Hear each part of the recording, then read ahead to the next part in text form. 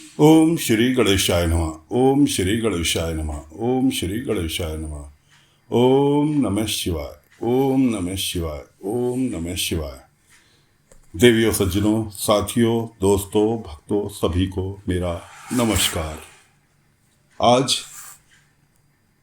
हम प्रारंभ करने जा रहे हैं रुद्र संहिता का कुमार खंड, पंचम खंड, स्वामी कार्तिकेय का जन्म।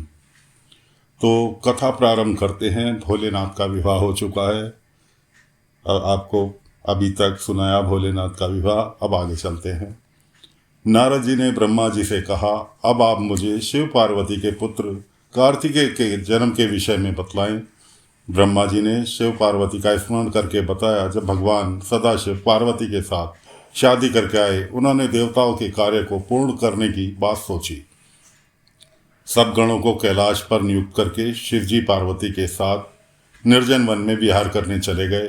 वे वहां पर रतिवर्धक शैया बनाकर देवताओं के सहस्त्रों वर्ष तक स्मरण करते रहे। काफी समय व्यतीत हो जाने पर देवता ब्रह्मा जी को साथ लेकर श्री हरि के पास जाकर बोले, हे स्वामी, हजारों वर्ष व्यतीत हो जाने पर भी शिव जी के कोई पुत्र अभी तक नहीं हुआ है। विष्णु बोले, आप लोग चिंता न करें, शिव जी के विहार में खलल मत डालो। शक्ति और शक्तिमान के रति विहार से तीनों लोग कंपन करने लगे। सभी देवता विष्णु जी के साथ भगवान शंकर की शरण में पहुंचकर बाहर खड़े होकर उनकी स्तुति करने लगे। कुछ समय बाद भगवान शिव जी ब्रह्मा जी तथा विष्णु जी को द्वार पर देखकर अति प्रसन्न हुए। देवताओं ने उनकी बार बार स्तुति करके तारकासुर के भय का वर्णन करने लगे। भगवान शिव जी बोले, हे देवताओं, मेरे स्वखलित वीर्य को धारण करने की शक्ति किसमें है? इतना कहकर उन्होंने अपना वीर्य पृथ्वी पर स्वखलित कर दिया। देवताओं की प्रेरणा से अग्नि ने कबूतर का रूप धारण करके उस वीर्य का भक्षण कर लिया। उसी समय वहां पर पार्वती आ गई, क्योंकि शिव जी को द्वार पर से लौटने में देरी हो गई थी।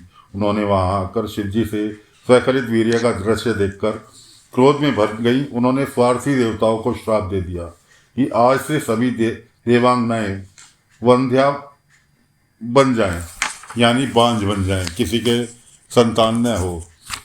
तुम मेरे विरोधी हो, इसलिए तुम सभी दुखी रहोगे।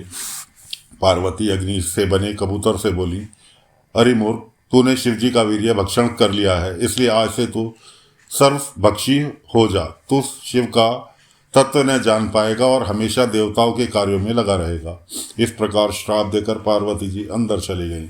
शिव जी भी अंदर चले गए। इसके पश्चात पार्वती जी ने गणेश को जन्म दिया। इधर सभी देवों के पेट में गर्भ रह गया। वे गर्भ की पीड़ा से दुखी होकर शिव जी के पास गए। शिव जी की स्तुति करके उन्हें अपने दुख से परिचित कराया। शिव जी ने देवताओं को उपाय सुझाया कि इसे वमन करके निकाल दो, यानी उल्टी करके निकाल दो।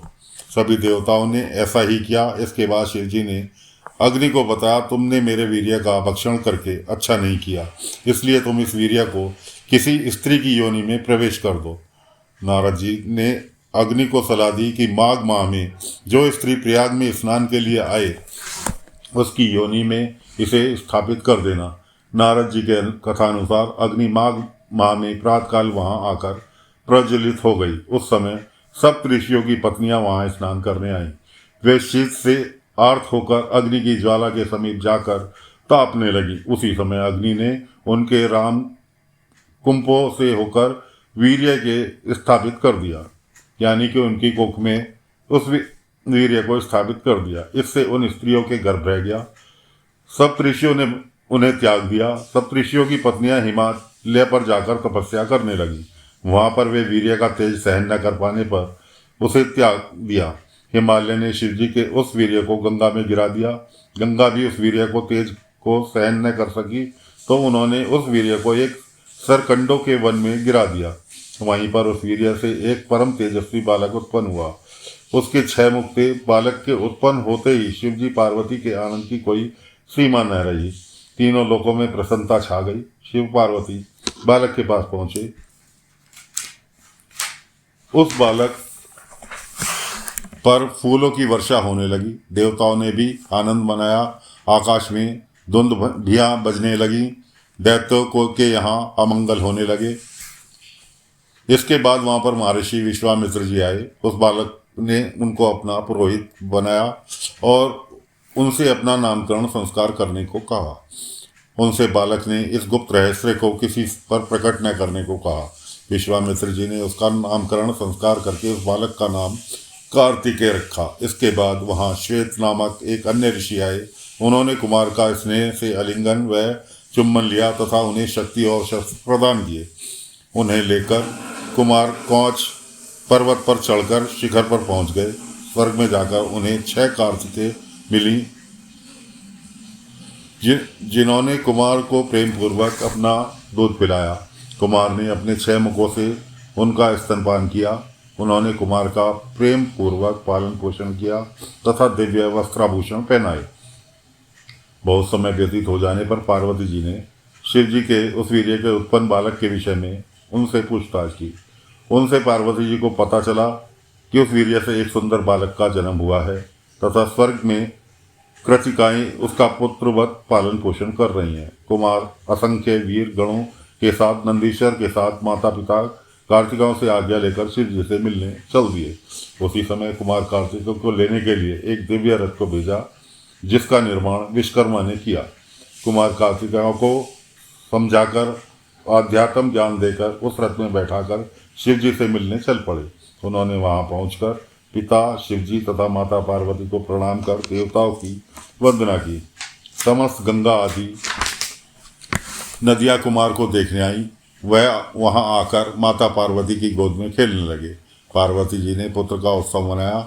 शिव जी ने वेद मंत्रों द्वारा उसका अभिषेक किया।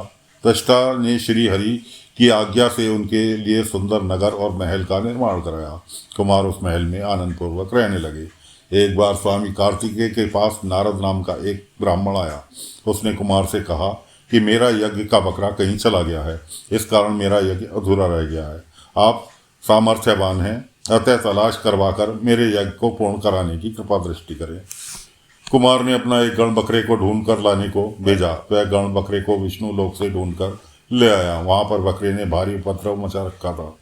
स्वामी कार्तिकेय उस पर सवार हो गए। बकरे ने क्षण भर में ही सारी पृथ्वी की परिक्रमा करा दी। इसके बाद वह पूर्व स्थान पर आकर खड़ा हो गया। इस पर ब्राह्मण बोला, हे प्रभु, इस बकरे को मुझे दे दो जिसे मेरा यज्ञ पूर्ण हो सके। कुमार बोले, हे ब्राह्मण, यह बकरा वध करने योग्य नहीं है, अतः यह तुम्हें नहीं मिलेगा, परंतु मेरा आशीर्वाद से तुम्हारा यज्ञ इसके बिना ही पूर्ण हो जाएगा। यह सुनकर ब्राह्मण अपने घर को चला गया। ब्रह्मा जी नारद जी से बोले, जब देवताओं और असुरों में विनाशकारी युद्ध शुरू हुआ तो दैत्य तारक अपनी परम शक्ति को इंद्र पर चला दिया। इससे इंद्र घायल होकर अपने हाथी ऐरावत से नीचे गिर पड़े। अपनी रण कुशलता से असुरों ने सभी लोकपालों को परास्त कर दिया तथा देवताओं को मार मार कर भगा दिया। असुर सिंहनाद करने लगे। बड़ा कोलाहल मच गया। यह देखकर वीरभद्र क्रोधित हो गए। वे वीरगणों को साथ लेकर तारक के निकट जाकर भीषण युद्ध करने लगे। इस युद्ध में त्रिशूल, पाश, त्रिष्टि, खड्डक, पारसा, पाटिस का प्रयोग हुआ। वीरभद्र ने असुर तारक को घायल कर दिया। वह मूर्छित होकर पृथ्वी पर गिर पड़ा। इसके बाद महाकौतुकी तारक ने वीरभद्र को युद्धभूमि से भगा दिया। देवता भी भागने लगे। अब भगवान विष्णु तारक से युद्ध करने लगे। उन्होंने उस पर गदा, चक्र आदि से प्रहार किया। ब्रह्मा जी कुमार कार्तिकेय के पास जाकर बोले, हे पुत्र, इस तारक को मेरा वरदान प्राप्त है कि उसे शिव, विष्णु आदि कोई नहीं मार सकता। आप इसे युद्ध कीजिए, क्योंकि यह तुम्हारे अतिरिक्त किसी दूसरे से नहीं मर सकता। मेरी बात सुनकर कुमार कार्तिकेय उल्का के समान चमकती अपनी शक्ति को लेकर चल दिए। उन्हें देखकर तारक भी शक्ति उठाकर प्रहार करते हुए बोला, अरे मूर्खों, तुम लोगों ने इस बालक को मरने के लिए मेरे सामने क्यों भेज दिया? ऐसा करते तुम्हें शर्म नहीं आई? विष्णु तो हमेशा ही निर्लज तथा छली और अविवेकी रहा है। इंद्र भी ऐसा ही है। मेरे द्वारा इस बालक के मारे जाने पर इसके वध का पाप इन दोनों को ही लगेगा। हे बालक, तुझे अपने प्राण बचाने हो तो मेरे सामने से भाग जा। इंद्र तथा विष्णु की इस निंदा से तारक का बल क्षीण हो गया। इसी समय इंद्र ने अपने वज्र से तारकासुर को पृथ्वी पर गिरा दिया। तारकासुर ने क्षण मात्र में उठकर इंद्र के ऐरावत से नीचे गिरा दिया। अब भगवान विष्णु ने तारक से युद्ध किया परंतु तारकासुर महाकाल के समान चमकने लगा। कुमार कार्तिकेय शिव जी के चरणों का स्मरण कर उठे और असंख्य वीरों के साथ युद्ध दुष्ट असुर तारकासुर का वध करने का उपाय सोचने लगे। देवताओं उनकी जय जयकार की, ऋषियों ने उनकी स्तुति की। दैत्य तारकासुर और कुमार कार्तिकेय ने भयानक युद्ध होने लगा। दोनों वीर हाथ में शक्ति लेकर युद्ध करने लगे। दोनों के शरीर घायल हो गए।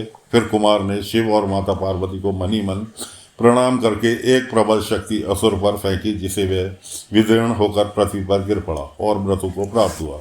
चारों ओर आनंद छा गया। माता पार्वती ने स्नेहवश कुमार को गोद में उठा लिया और उसका मुख चूमने लगी। इसके पश्चात कुमार ने कौच पर्वत को पीड़ित करने वाले दैत्य बाणासुर का वहीं बैठे बैठे बाण से संहार कर दिया। इस पर श्रेष्ठ के पुत्र कुमार ने कुमार की बहुत प्रशंसा की। नारद ब्रह्मा जी से बोले, आपने कुमार कार्तिकेय का चरित्र सुनाया, अब कृपा करके गणेश जी का चरित्र सुनाइए। तो ब्रह्मा जी कहने लगे, फिलहाल कथा को विराम यहीं देते हैं। ब्रह्मा जी ने क्या कहा, कैसे सुनाया, आगे की कथा लेकर अगले अंक में फिर हाजिर होंगे। तब तक के लिए सभी भक्तों से निवेदन है कि साथ बनाए रखें और भोलेनाथ का स्मरण करते रहें। आज्ञा चाहते हैं। ओम नमः शिवाय, ओम नमः शिवाय, ओम नमः शिवाय।